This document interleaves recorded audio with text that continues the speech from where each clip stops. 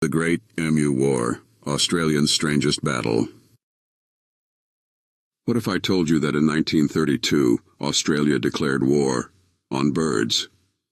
Yes, an actual military operation was launched against a relentless feathery foe. Stay tuned, because this bizarre chapter of history is one you won't believe actually happened.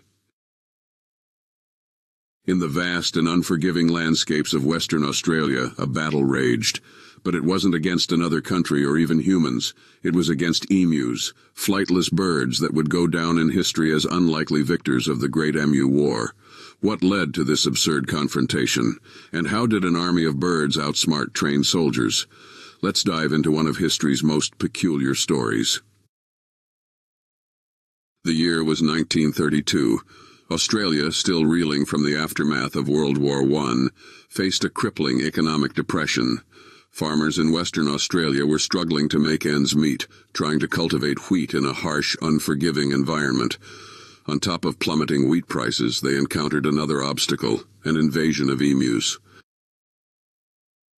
The plight of Western Australian farmers didn't arise in isolation. Many of them were veterans of World War I, settled on farmland as part of a government initiative to reintegrate soldiers into civilian life. However, the lands they were given were often unsuitable for agriculture, with poor soil quality and harsh climates, making farming a constant struggle. The emu invasion wasn't just a nuisance. It felt like nature itself was conspiring against those trying to rebuild their lives. Emus, native to Australia, are large, flightless birds known for their speed and resilience. After the breeding season, an estimated 20,000 emus migrated from inland areas to the farmlands of Western Australia in search of food and water. To the farmers, these birds were nothing short of a plague. They trampled crops, damaged fences, and created chaos, threatening the livelihoods of countless families. The emus weren't just invading farmland by chance.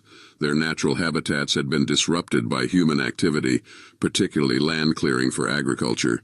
This ecological imbalance forced the birds to seek food and water in areas they wouldn't normally frequent, creating an unintended conflict between humans and wildlife. Desperate for a solution, the farmers turned to the government for help. Their plea? Get rid of the emus. In response to the farmers' cries, the Australian government decided to take action. The Minister of Defence, Sir George Pearce, approved a military operation to combat the emus. The reasoning? The emus were not just a nuisance but a legitimate threat to agricultural production during a time of economic hardship.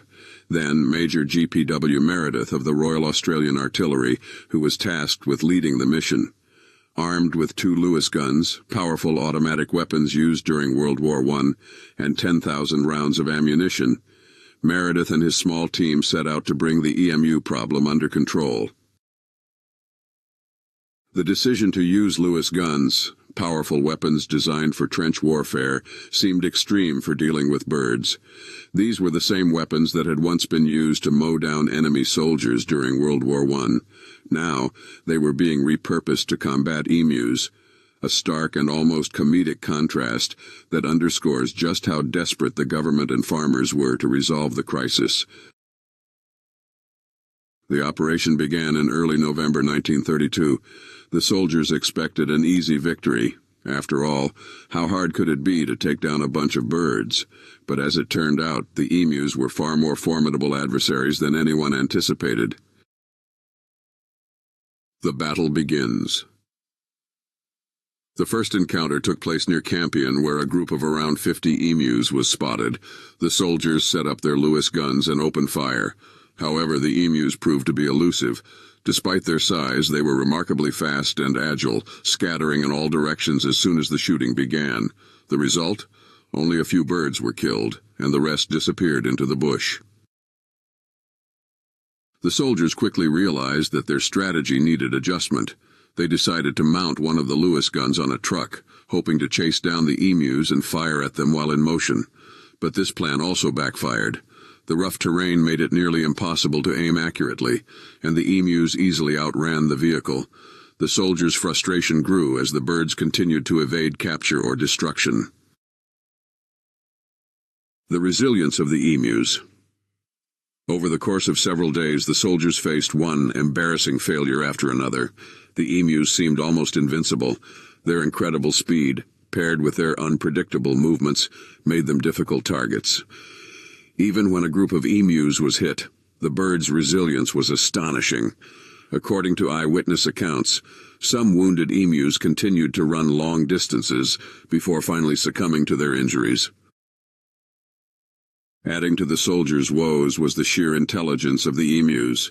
Major Meredith observed that the birds appeared to operate with a level of strategy.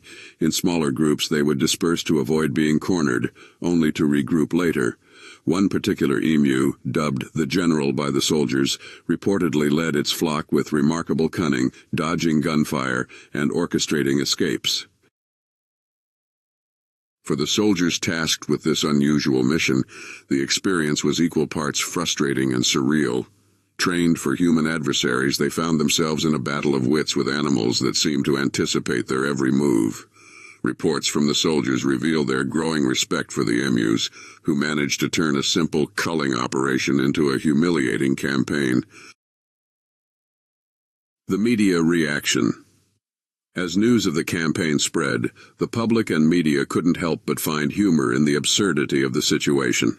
Headlines mocked the government's decision to deploy military resources against birds, and the soldiers' lack of success only fueled the ridicule. The emus, it seemed, had become unlikely folk heroes. Over time, the Great Emu War became a hallmark of Australian humor, a story retold with equal parts embarrassment and pride. Australians, known for their ability to laugh at themselves, embraced the tale as a comedic example of human folly. From comedy sketches to memes, the Emu War remains an enduring symbol of the country's quirky relationship with its wildlife. By mid-November, after expending nearly 2,500 rounds of ammunition and killing only a few hundred emus, the operation was called off. The soldiers withdrew, defeated by their feathered foes. The Great Emu War, as it came to be known, had ended in victory for the emus.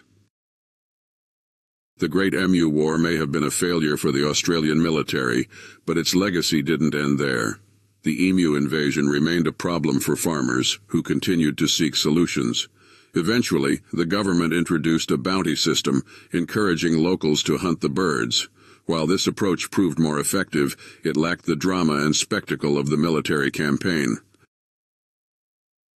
Over time, the story of the Great Emu War became a symbol of human folly and the unpredictable power of nature. It serves as a reminder that even the best-laid plans can be thwarted by the simplest of adversaries. The emus, with their speed, resilience, and uncanny ability to outsmart their opponents, had triumphed against all odds. From the emu's perspective, the farmlands represented survival. The crops provided much-needed food during their migration. What humans saw as destruction was, for the emus, a matter of instinct and adaptation. Their ability to thrive despite the odds made them unlikely heroes of the natural world. Today, the Great Emu War is remembered as one of history's most bizarre conflicts. It has inspired books, documentaries, and even video games, capturing the imagination of people worldwide. The story continues to raise questions about humanity's relationship with nature and the lengths we'll go to assert control over the natural world. But perhaps the most enduring legacy of the Great Emu War is the humor it brings. In a world filled with serious and somber events, this tale of soldiers versus birds offers a lighthearted reminder that history is often stranger than fiction. The Great Emu War of 1932 was a battle like no other. It was a clash between humans and nature, a testament to the resilience of animals, and a lesson in humility for those who thought they could easily bend the natural world to their will. While it may have been a military failure, it has left an indelible mark on history as one of the most peculiar and entertaining chapters ever recorded. If you enjoyed this journey into one of history's strangest conflicts, make sure to hit that subscribe button and explore more incredible stories with us. Let's uncover the unexpected together.